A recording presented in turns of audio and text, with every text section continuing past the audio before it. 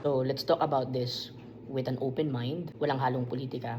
Isipin mo na si Senator Bato is not a sitting senator, he is just a normal Filipino citizen. There's no argument at all na tama ang ICC. Meron silang jurisdiction on us because the said crime of humanity committed during time that we were still binded with their policy. However, ang Pilipinas hindi naman nasa time of war. Meron tayong mga nagpa-function ng mga courts to litigate this type of cases. So bakit mo siya isusuko doon?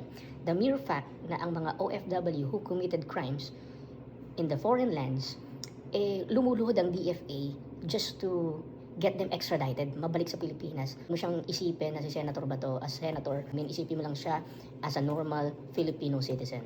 Having said that, kailangan ipaglaban natin yung right niya na sa Pilipinas malitigate ang case and eventually if